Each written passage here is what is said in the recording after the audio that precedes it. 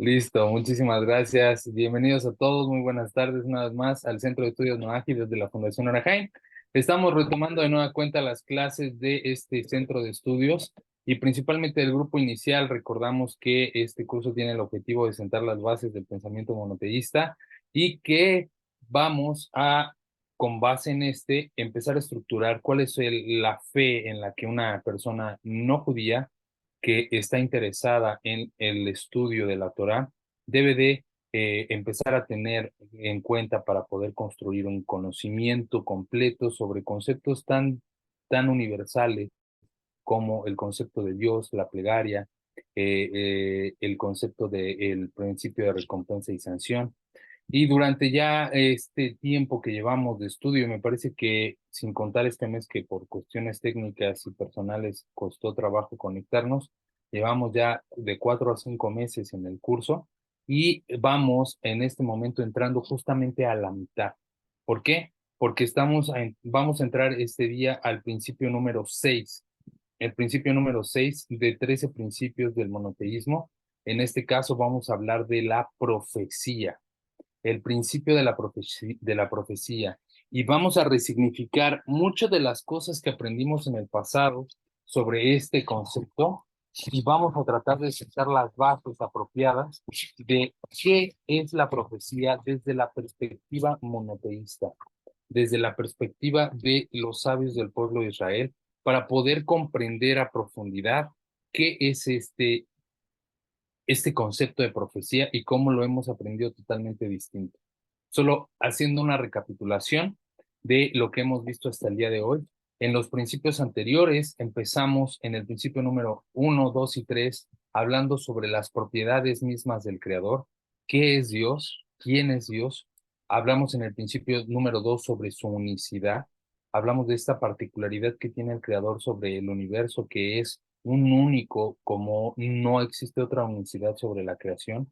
No es uno en un conjunto, sino más bien todo el conjunto depende y está dentro de este uno.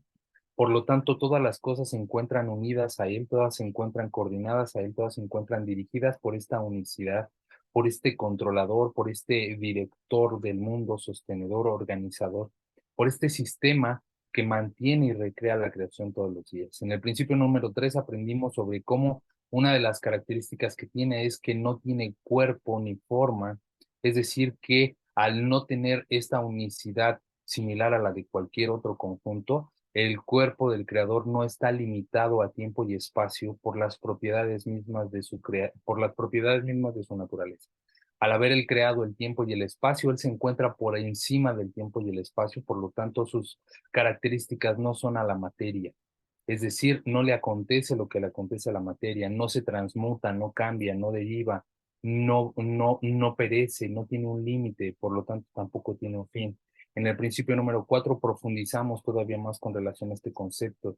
Hablamos sobre los conceptos de proximidad y lejanía con respecto al Creador. Como no podemos estar próximos o lejanos de algo que no tiene principio y fin, por lo tanto, solamente es una propia percepción del ser humano el sentirse próximo o lejano, dependiendo del nivel de conexión que tenga, pero el Creador siempre se encuentra inmanente, presente.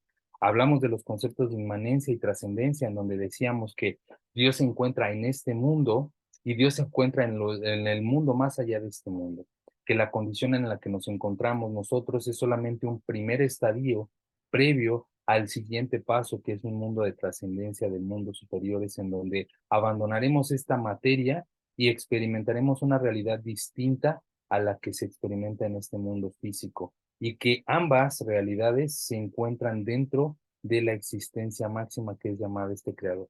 Todo esto que yo estoy diciendo parecería muy fantástico, pero fue argumentado de manera sistemática, fue argumentado de manera lógica y racional en las clases anteriores. Para las personas que nos estén viendo a lo mejor por primera ocasión en esta clase, les invito a que se retrotraigan a los cursos, a las clases anteriores. Ya ahorita llevamos la clase, esta es la clase número 19. Llevamos ya 18 clases anteriores argumentando, explorando, revisando.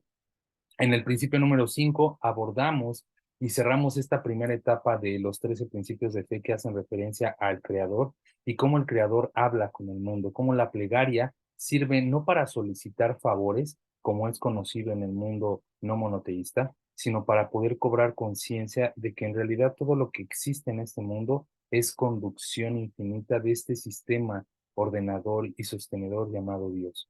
Que la plegaria funge primero como un recordatorio, como algo para poder hacer conciencia, caer en cuenta de que en realidad las cosas que acontecen en nuestro mundo no son obra de la casualidad, sino obra de la causalidad.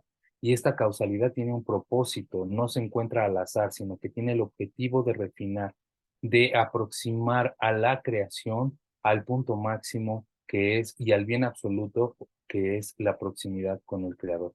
Por lo tanto, el ser humano funge como conector a través de la palabra tefila, a través de la plegaria. Hablábamos en las clases pasadas que la plegaria es esta conexión, este vínculo en que se eleva la materia de lo físico a lo espiritual. Y cuando comprendemos que existe una relación muy próxima entre estas dos esferas, es cuando hacemos el ejercicio reflexivo de hablar, de empezar a hacer plegaria, de que caemos en conciencia de que existe un creador, ordenador y conductor del mundo y que por lo tanto no hay otra forma de poder solventar, resolver o avanzar en este mundo que no sea a través de la plena conciencia de su voluntad y de su existencia. Y que el objetivo principal del ser humano no es ser una máquina de producir y consumir, sino de expansión, de poder expander nuestro conocimiento hasta la proximidad con el Creador.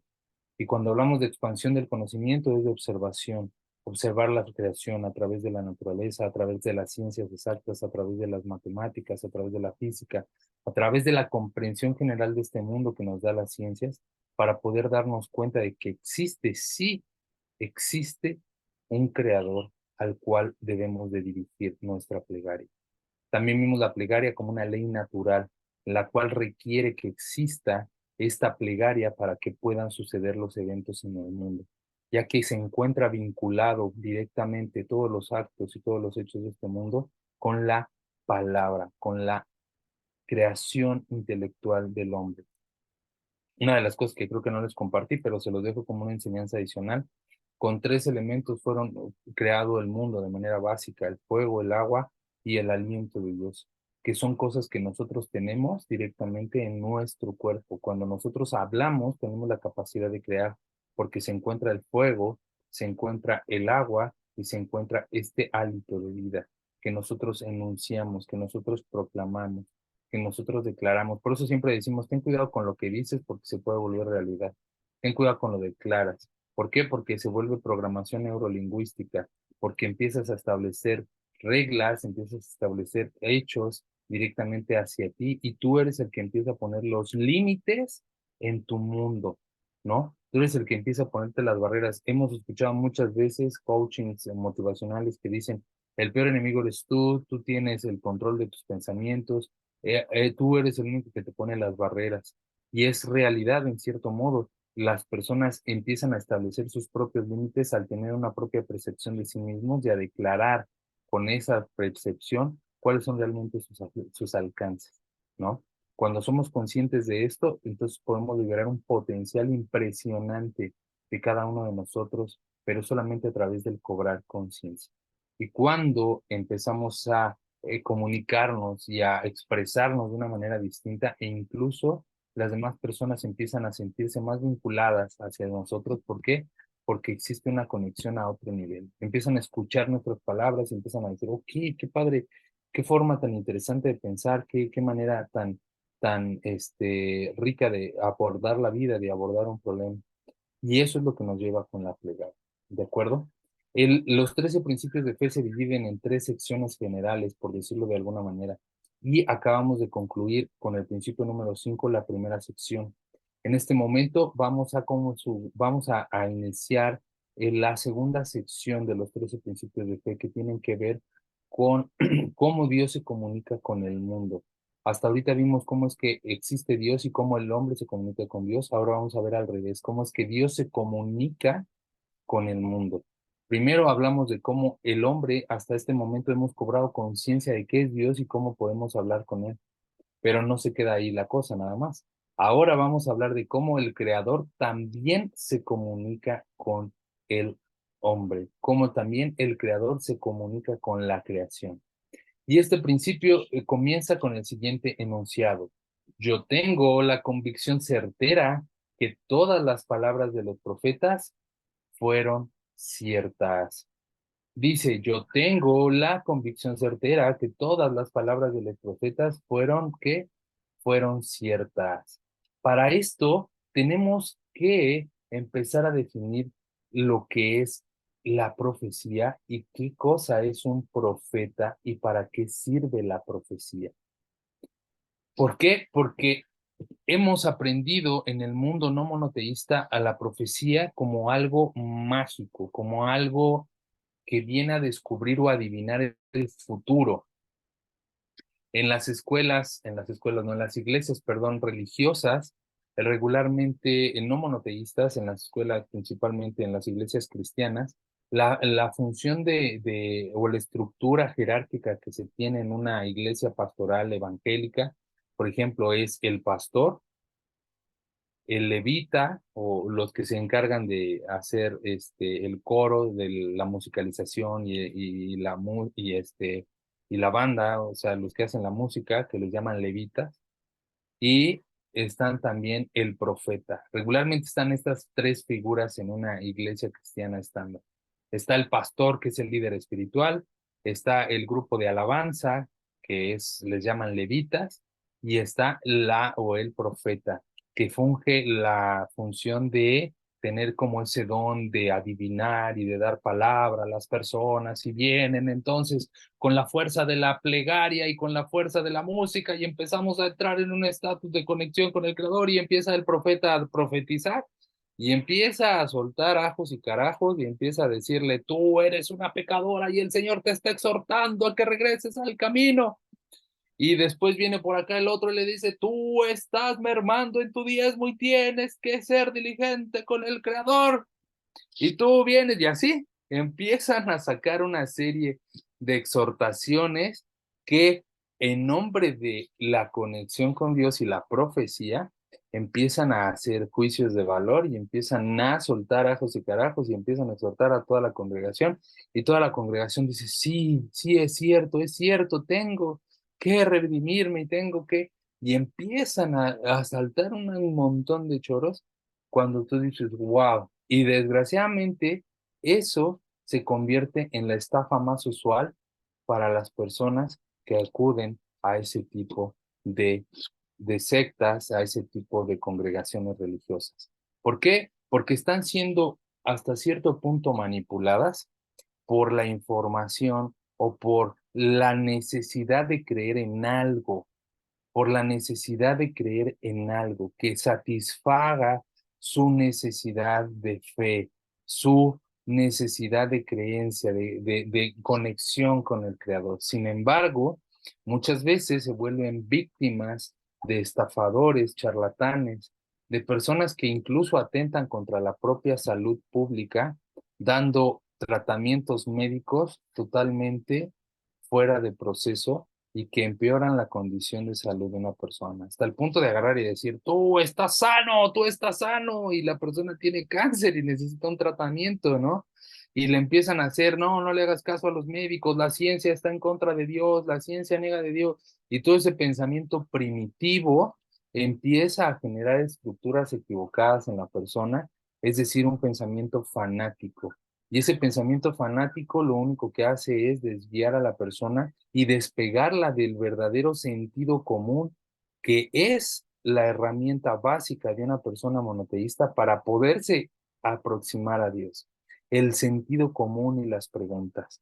Saber que Dios, como lo hemos visto hasta el momento, es un sistema ordenado, es un sistema que opera a través de las leyes naturales y que el sistema está no ajeno a la voluntad del creador, sino que es una misma replicación de su voluntad, haría que la persona entonces cobrara conciencia de que es necesario que exista un tratamiento médico, una supervisión, que exista el seguimiento de un profesional ante cualquier enfermedad y que no cayera en el pensamiento mágico y fetichista, y que por desgracia en algunos, y tengo que decirlo con todas tus letras, algunos grupos que se han desarrollado dentro del mundo monoteísta, todavía no se logran desprender de ese tipo de pensamiento mágico porque utilizamos o creemos que Teilín, lectura de salmos en específico, haciendo algún tipo de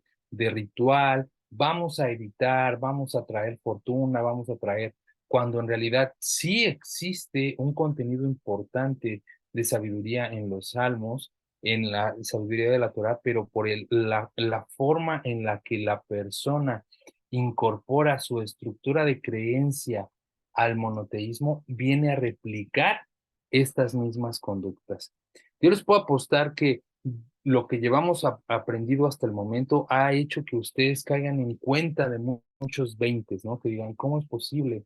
Por supuesto, y que los vaya aterrizando en una realidad en la que no es necesario el pensamiento mágico, en donde no es necesario empezar a creer en charlatanerías, en lectura de cartas, en la lectura de los astros. Creo que hasta el momento aquí en esta clase, en este foro, nunca hemos hablado de, vamos a estudiar ahora a las constelaciones y ahora vamos a hablar de los poderes enigmáticos. Incluso hay temas que la misma Torá aborda que son místicos, como por ejemplo la energía de las letras hebreas, como por ejemplo la relación que tiene cada letra con cada signo zodiacal y con la materia y los elementos. Yo nunca he tratado esos temas, principalmente no porque con suerte no tengan algo de sabiduría, sino porque si los empezamos a abordar, lo que vamos a empezar a hacer es replicar un patrón de conocimiento mágico, de pensamiento mágico, que ya vamos a empezar a crear aquí un montón y al rato les vamos a decir, les voy a venir a decir, vamos a meditar en el nombre de Dios tal y vamos a empezar a crear, a conectar con Metatron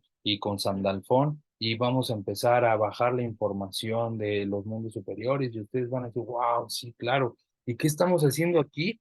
Estaríamos creando un fanatismo y un pensamiento mágico cuando en realidad lo que requerimos de primera instancia es conectarnos a la realidad, volvernos a conectar con nuestro entorno, con todo lo que está a nuestro alrededor, para vincularnos con el Creador de esa manera real, de esa manera palpable, ¿no? No pensar que el pensamiento mágico, que el pensamiento fetichista nos conecta con el Creador, sino más bien aterrizarnos en esta realidad.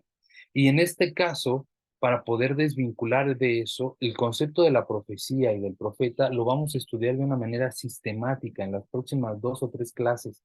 Vamos a estar abordando características básicas. ¿Qué es la profecía? ¿Qué es un profeta? ¿Cuál es el objetivo de la profecía? ¿Para qué sirve? ¿Para quién es? ¿Hacia quién va dirigida realmente la profecía?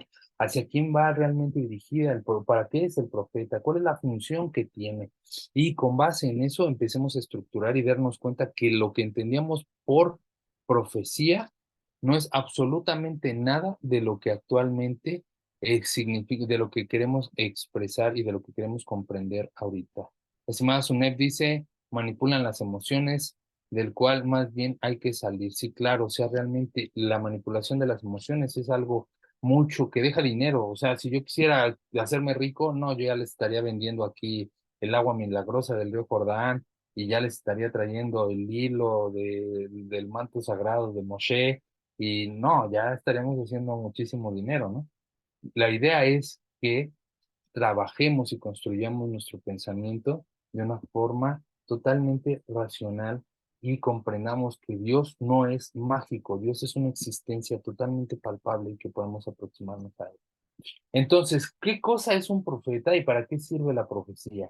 ¿Para qué hace falta un profeta?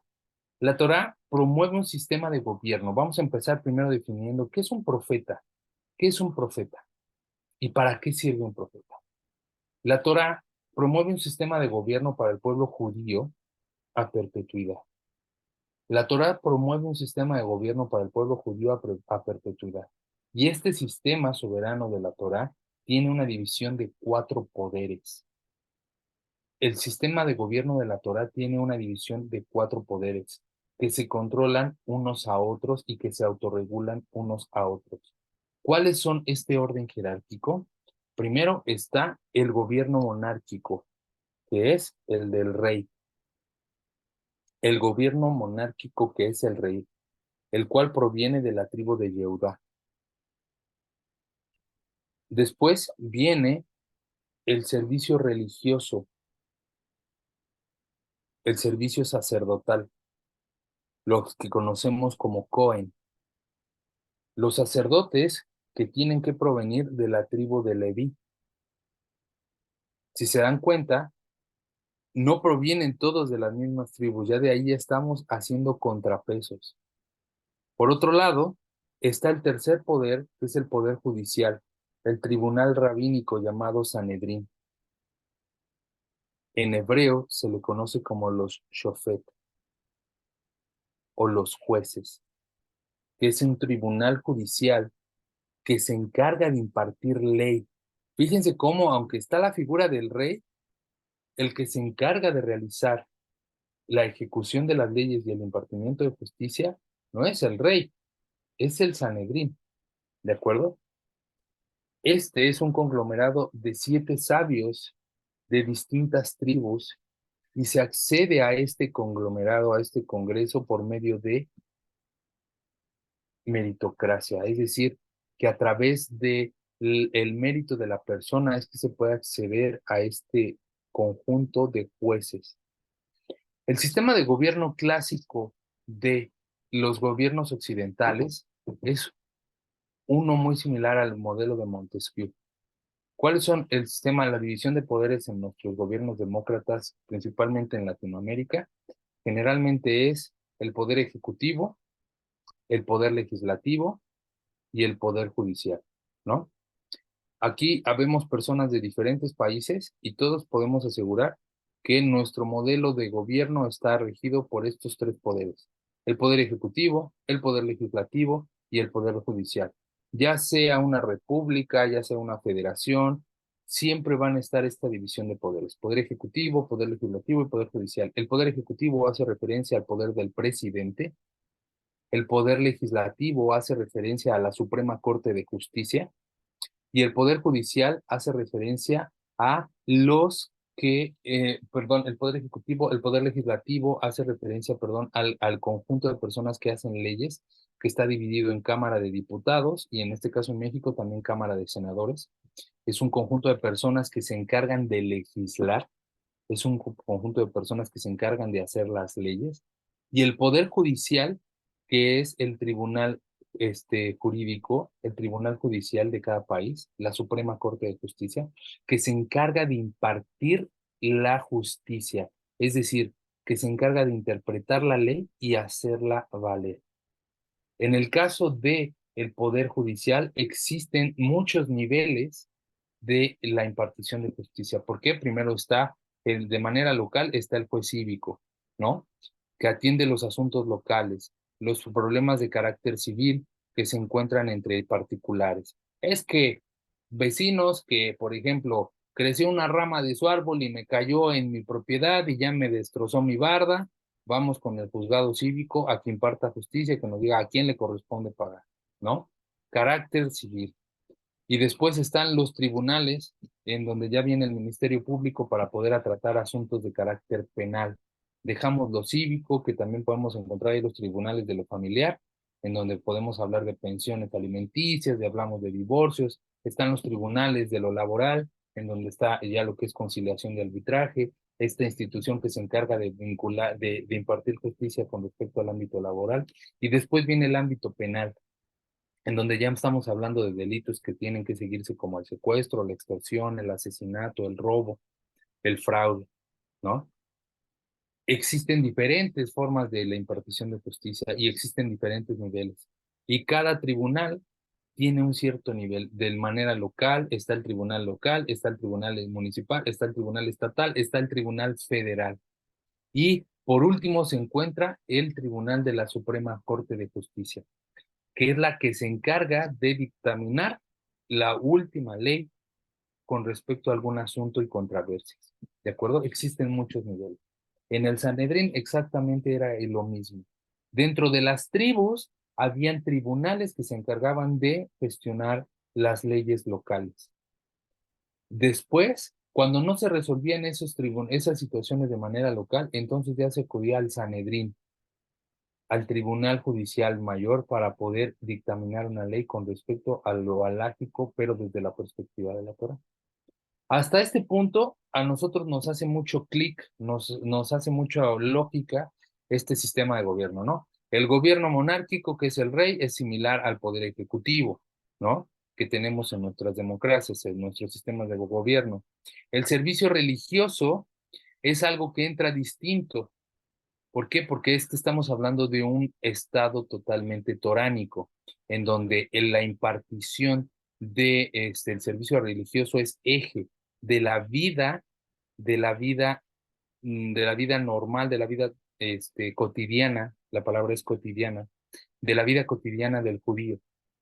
¿Por qué? Desde aquí nos damos cuenta que de nuestra forma de ver el mundo es secular, es decir, que existe el aparato ideológico del Estado llamado Iglesia, ¿sí?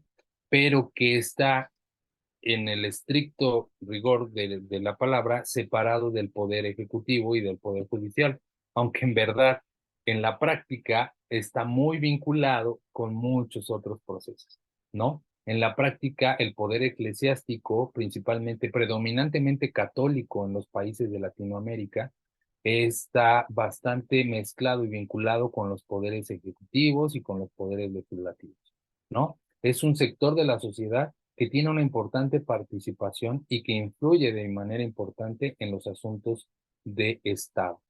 Sin embargo, en teoría nuestros estados son laicos.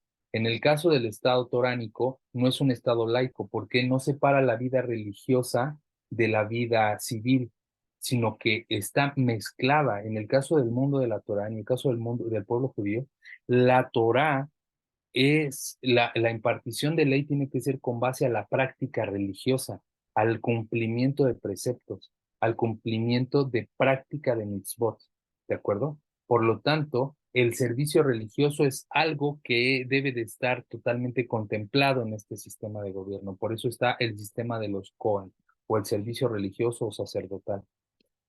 El tribunal rabínico es muy similar a nuestro estado de impartición de justicia, lo que ya acabamos de hablar sobre el tribunal judicial.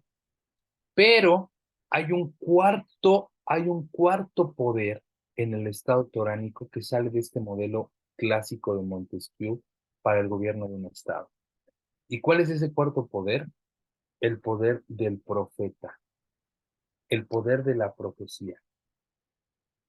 ¿Y qué es el profeta?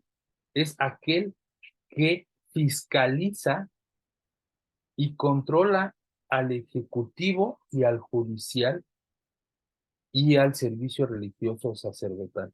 Es decir, que es un poder autónomo que no se encuentra subyugado ni controlado por los intereses del rey ni por el servicio del Sanedrín. Es decir, que él va a fungir como un contralor que va a fiscalizar la actividad de el poder ejecutivo o el poder monárquico del rey de la tribu de Judá y que también va a fiscalizar al tribunal rabínico llamado Sanedrín y que también va a fiscalizar el servicio religioso. Es decir, que su función es de exhortar y fiscalizar y de sancionar y de señalar a todos los órganos de gobierno, a los tres órganos de gobierno que se encuentren actuando de manera equivocada. ¿Dónde podemos encontrar más información de esto? En los libros de Reyes, en los libros de Primera de Samuel y Segunda de Samuel.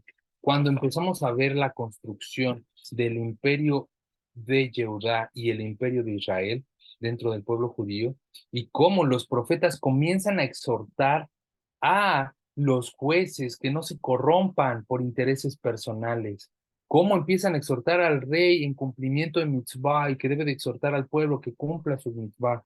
El profeta no es una persona que viene con un pensamiento mágico a meterse en la vida tuya, tu vida personal y a decirte, estás de promiscuo, estás de fornicario, estás de adúltero.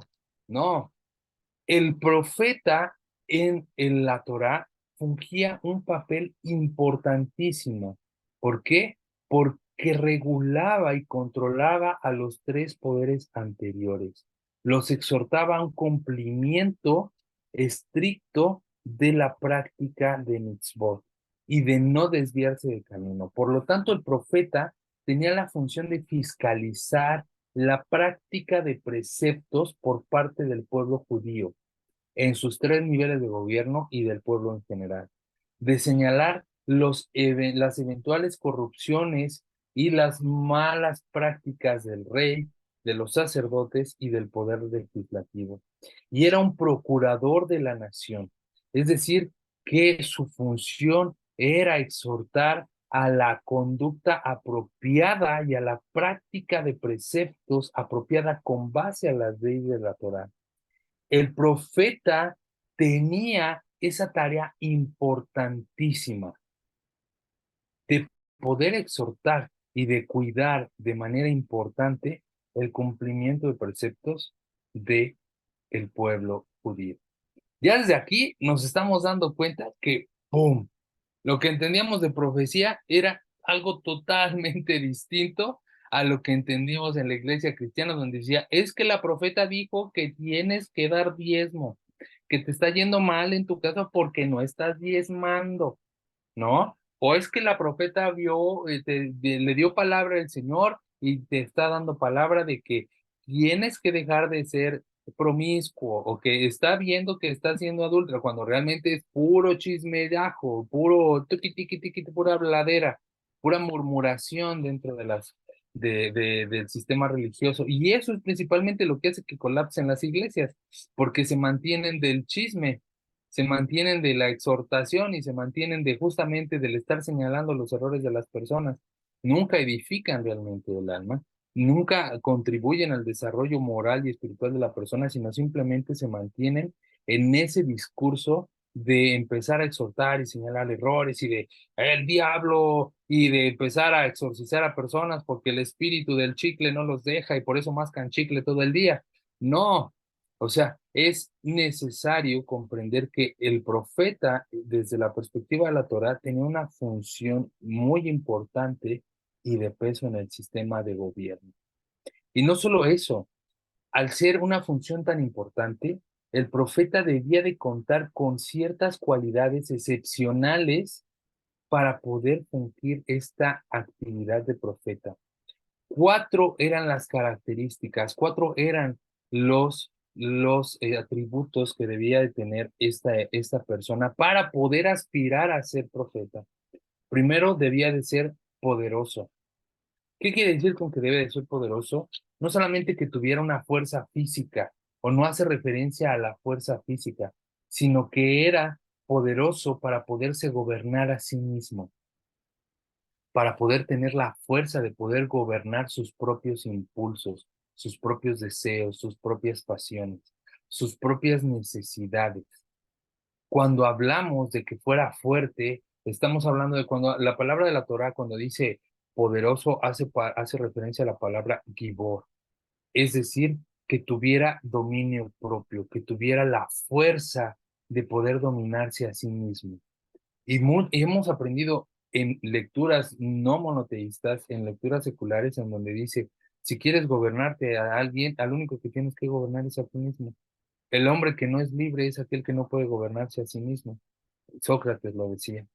Cuando una persona es víctima de sus pasiones y de sus deseos, vive víctima de sí, vive preso de sí mismo. Entonces la persona, el profeta tenía que ser poderoso, tenía que ser fuerte para subyugar sus impulsos y sus pasiones. También tenía que ser rico. Y cuando hablamos de tenía que ser rico, no nos referimos a que tenía que tener mucho dinero, poder adquisitivo. No estamos hablando de eso, sino que en la Torá la persona que es rico es aquel que está contento con lo que tiene. Una persona que no es, una persona rica desde la perspectiva del monoteísmo, no es aquel que tiene más. Incluso la persona que tiene más puede ser una de las personas más pobres. ¿Por qué?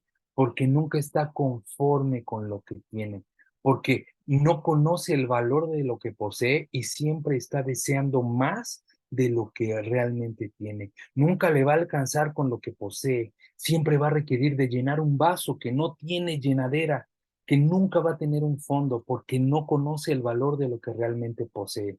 La persona realmente rica, el Talmud enseña, es que está a gusto con su porción, es la que está a gusto con lo que tiene, es porque conoce realmente el valor de lo que posee y entonces puede apreciar su riqueza. Debe de ser sabio. ¿Por qué? Porque el principio de la sabiduría es el temor a Dios. Esto viene en Proverbios capítulo 1, versículo 7, y explica la Torá. El principio de la sabiduría es el temor a Dios. Aquel que es temeroso de Dios conoce sus límites, conoce su poder, conoce a quién está sujeto y conoce lo importante de lo que es realmente el Dios. Es conocedor de la sustancia y de la eterioridad de Dios. Y por eso conoce de la sabiduría de Dios. Y por lo tanto es sabio. No es aquel que acumula únicamente conocimiento, porque podríamos decir, una persona sabe mucho, sí, pero no es sabia.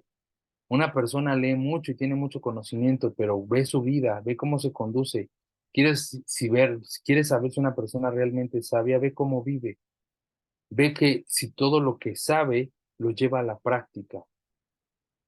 El principio de la sabiduría es el temor a Dios. Y la cuarta cualidad es que debe de ser piadoso. Es decir, que debe de ser piadoso consigo mismo. Primeramente, debe de saber que tiene un alma, que tiene una naturaleza moral y que también tiene una naturaleza carnal y que por esa naturaleza moral y espiritual debe de ser piadoso con su alma y alimentarla y procurarla y edificarla y construirla en el conocimiento divino para poder llegar a la proximidad con el Creador. Estos son atributos básicos para que una persona pudiera aspirar a ser profeta.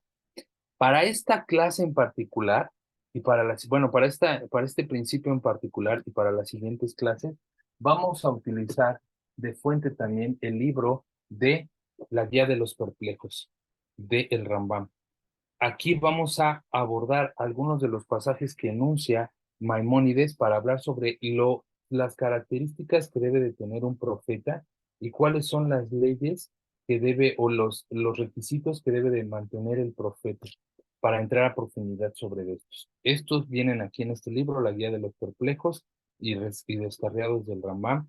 Les recomiendo que lo adquieran si lo pueden adquirir para que podamos acompañar el estudio. Es una de las fuentes que vamos a estar utilizando. Sin embargo, siempre el profeta, aunque contara con estas cualidades, no lo hace profeta. Es decir, no alcanza con tener estas cualidades.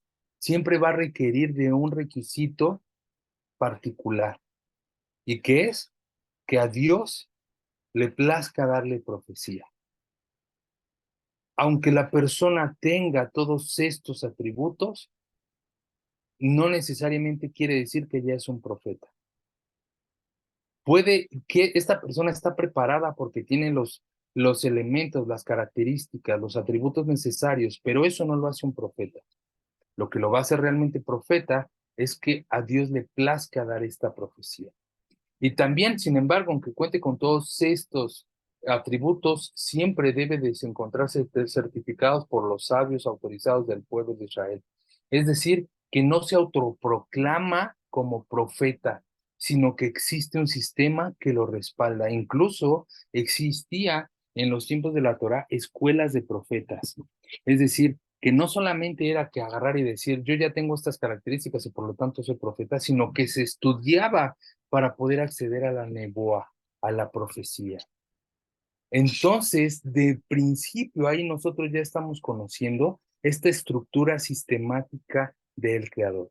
Pero principalmente para poder destacar en esta primera parte la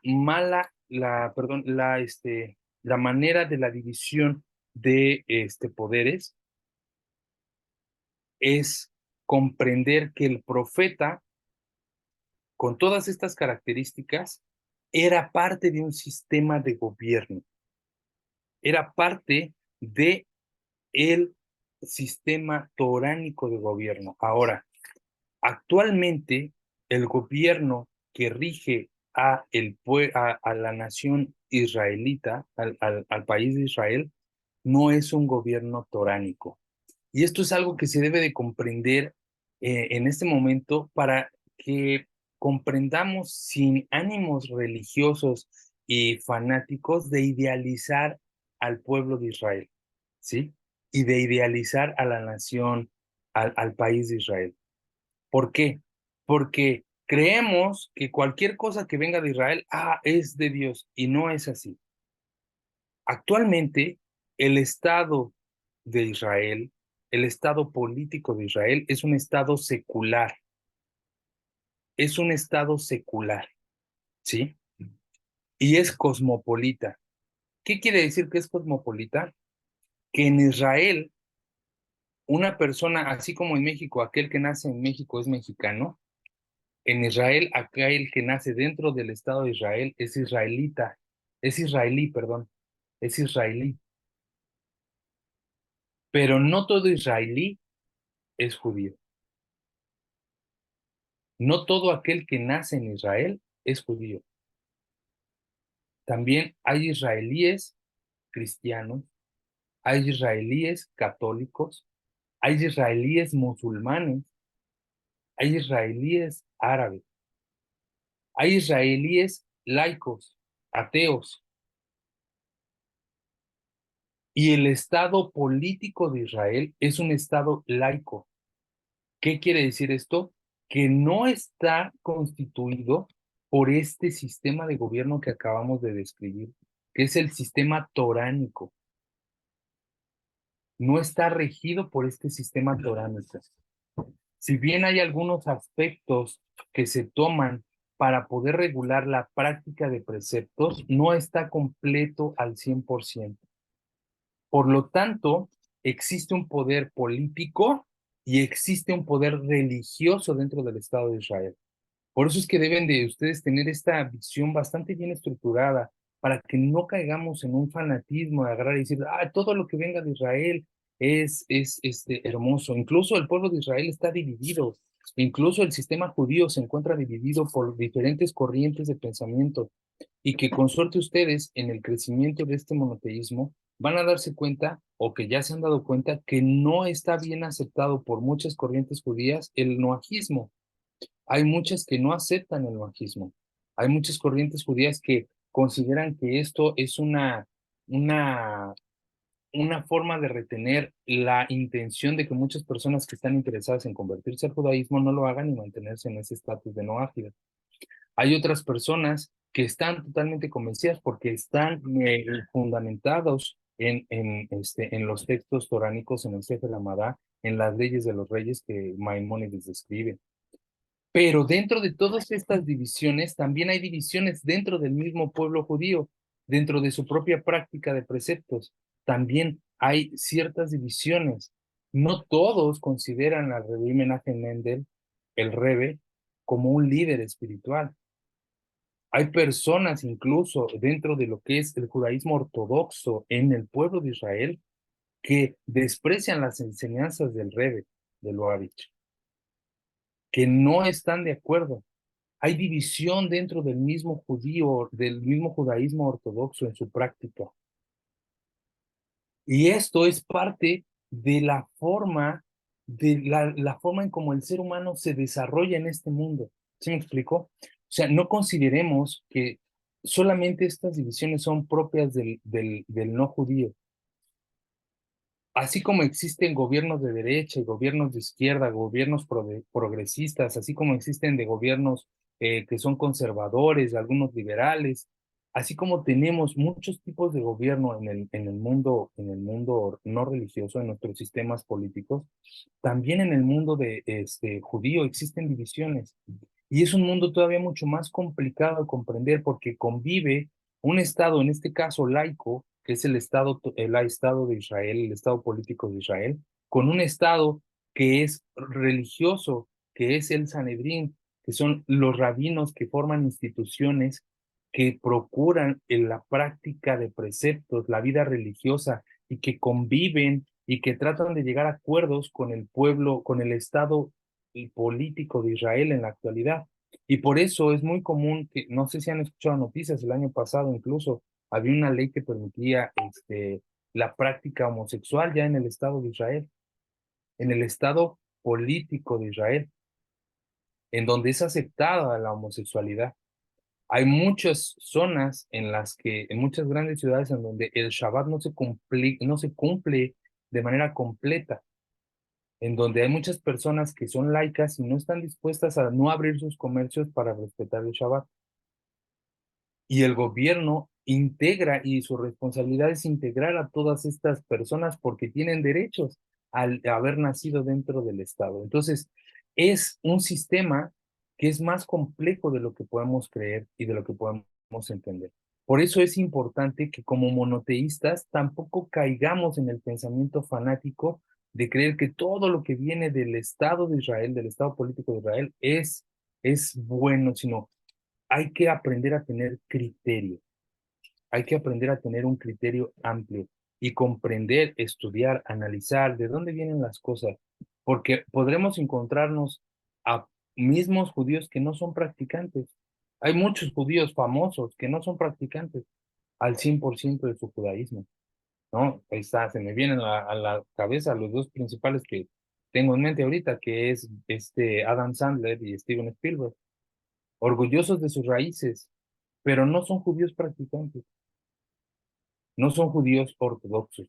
Nosotros nos encontramos muy vinculados con la enseñanza ortodoxa. ¿Por qué? Porque básicamente los rabinos que contrata la fundación son rabinos ortodoxos que viven una vida religiosa. Hay judíos que no viven una vida religiosa al 100%, que están tratando de aproximarse a su práctica religiosa, pero que como toda persona está en un proceso de transformación, de construcción, y eso no los hace ni buenas ni malas personas, eso no los hace desertores de su judaísmo, eso no los hace las peores personas del mundo tampoco. Son, al igual que nosotros, personas en construcción. Estamos trabajando para poder ser mejores personas, ¿no? Lo que, y para no desviarnos más del punto, y por qué lo traigo a referencia, es porque es importante que este pensamiento fanático que se genera por el concepto de profecía y profeta que traíamos en otras religiones, en otros sistemas de creencias, no se replique en este sistema, entendiendo cuál es realmente la importancia de lo que era el profeta y cómo es que el sistema de gobierno opera en la actualidad y cómo no existen profetas en la actualidad. No puede levantarse nadie para poder agarrar y decir que hay profetas y que hay profecía. No existe la profecía en la actualidad. Desde la destrucción del segundo templo ya no hay profetas, ya no existe profecía. Se perdió la profecía y actualmente únicamente estamos viviendo la época en la que aprendemos de las enseñanzas de los sabios, pero no hay profeta. Estamos estudiando, estamos aprendiendo del legado de los sabios de los tiempos de profecía, pero no hay profetas en la actualidad. Ahora, ¿por qué es importante comprender esto? Porque también tenemos que comprender que existe un mensaje oculto en esta configuración de Estado que tiene el sistema toránico y que tiene que ver con los nombres de cada uno de los poderes. Por ejemplo, cuando nosotros hablamos del poder ejecutivo o del poder monárquico, estamos hablando del rey. Cuando hablamos de rey, para podernos referir al rey en hebreo, utilizamos la palabra melech. La palabra melech empieza con la letra mem, ¿de acuerdo? Cuando nos referimos al servicio religioso, a los sacerdotes, nos referimos al Cohen. El Cohen empieza en hebreo con la letra Ja. Y cuando nos referimos al Sanedrín o al Poder Judicial, nos estamos refiriendo a los Shofet, que empieza con la letra Shin. Y cuando hablamos del profeta, estamos refiriéndonos a el Nevim, que empieza con la letra Nun. Estos son el acrónimo de la palabra Mishkan. de la palabra Mishkan, que quiere decir tabernáculo. Y el tabernáculo es el lugar en donde la presencia de Dios moraba cuando el pueblo de Israel vagaba por el desierto de Sinai, cuando vagaba en el desierto. El Mishkan era el lugar en donde se transportaban los utensilios, el arca de la alianza, y donde moraba la presencia de Hashem dentro del pueblo. Por lo tanto, ¿esto qué nos quiere decir? Con la gran enseñanza del rabino Isaac HaCohen, el primer rabino del Estado de Israel moderno, habla y dice justamente que estos cuatro poderes son el acróstico de la palabra Mishkan, que nos dejan como enseñanza que ¿dónde está Dios? En donde se encuentra la división de poderes, en donde el poder se encuentra repartido, en donde el poder se encuentra en contrapesos. Y esto es una enseñanza preciosísima. ¿Por qué? Porque a diferencia de lo que podríamos creer de que todo debe de gobernarse en una sola persona, en realidad la paz, la presencia de Hashem se va a encontrar en el equilibrio, en los contrapesos, en la división de poderes, en que todo esté trabajando de manera conjunta y operando de manera equilibrada. Y eso hace que el concepto de lo que es presencia divina y dónde more lo podamos observar de una manera mucho más palpable cuando empezamos a organizarnos socialmente. Por ejemplo, quien viva en un fraccionamiento, quien viva en una comunidad, en un lugar donde hay que organizarse de manera social, siempre existe una mesa directiva, el presidente, el secretario, el tesorero. Y ese es el modelo clásico para poder administrar cualquier conjunto habitacional, para poder administrar cualquier lugar de vivienda, para poder administrar una comunidad. Presidente, secretario y tesorero. Nunca radica el poder en una sola persona, sino que siempre está repartido. ¿Por qué? Porque debe de haber una colaboración, debe de haber un trabajo participativo entre todas las partes, con la intención de poder tener, ¿qué? Un equilibrio, con la intención de poder tener contrapesos, porque ahí es donde mora la presencia divina, en la división y en la repartición de poderes. Para mí esto es algo hermosísimo que nos tenemos que llevar de enseñanza en esta primera clase, que la profecía primero no es un sistema, no es algo que se puede dar a cualquier persona y que cualquier persona puede ser profeta, que la profecía tiene una función en específico dentro del marco jurídico del Estado toránico de Israel y que el profeta debe de cumplir ciertas características esenciales para poder desempeñar dicha tarea, que no es cualquier hijo de vecina que puede llegar a ser profeta o que levante la mano porque este me cayó bien o porque es el cuñado del pastor o porque es la hermana del pastor o porque el amiguismo y el compadrazgo se da ahí, ya, pues este va a ser el profeta. No, no sucede así. Es porque era un sistema de gobierno y el profeta tenía una función en específico. Y de aquí aprendemos que la presencia de Dios mora en la división de poderes. Por eso es importante que aprendamos a trabajar de manera colaborativa y que aprendamos a apreciar las distintas formas de pensar de las demás personas. ¿Para qué? Para que la presencia de Dios more en el shalom. La palabra shalom quiere decir equilibrio. Viene la palabra shlemut, que quiere decir equilibrio. Tenemos que encontrar la paz en el equilibrio. No es que todo esté bien, es que todo esté en equilibrio, es que todo esté en total balance. ¿De acuerdo? Hasta aquí la clase del día de hoy. No sé si tengan alguna pregunta, consulta o comentario. Voy a dejar abierto el micrófono por unos minutos. Adelante.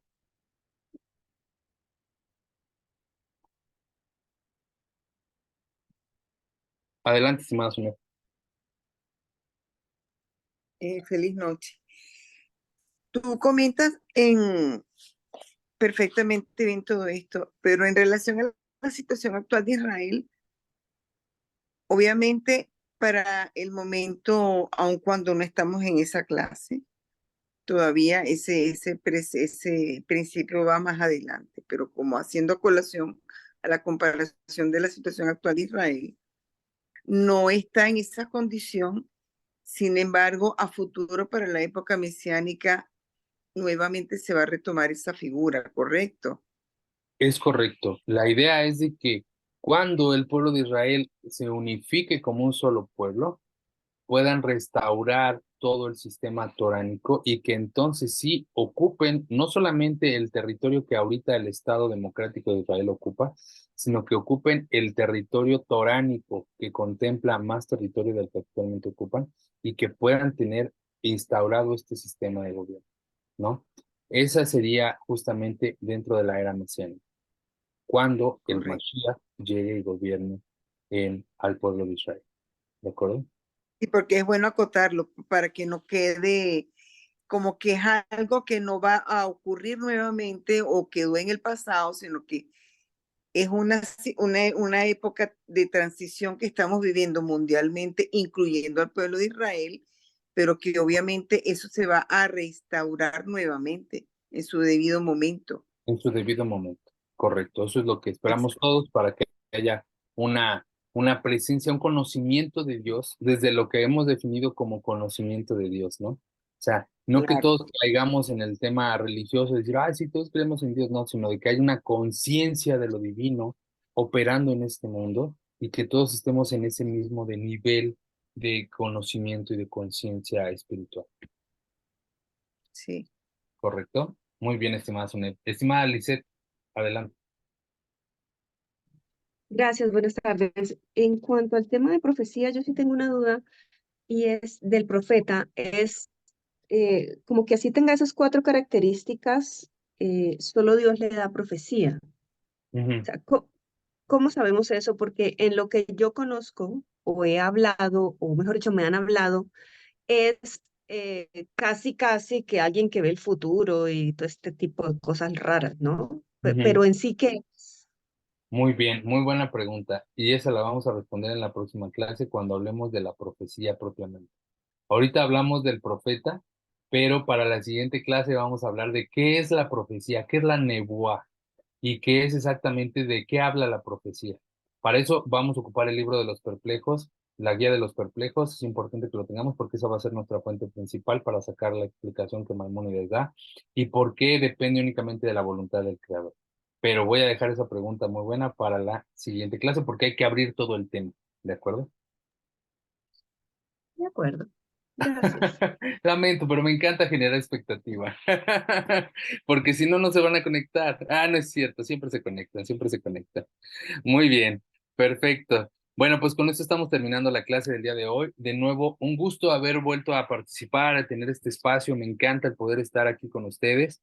Yo les deseo que tengan un excelente inicio de semana, que Hashem les multiplique en bendiciones y que nos dé la oportunidad, con el favor de él, de vernos el próximo domingo en el mismo horario de conexión. Les mando un fuerte abrazo y shalom, shalom.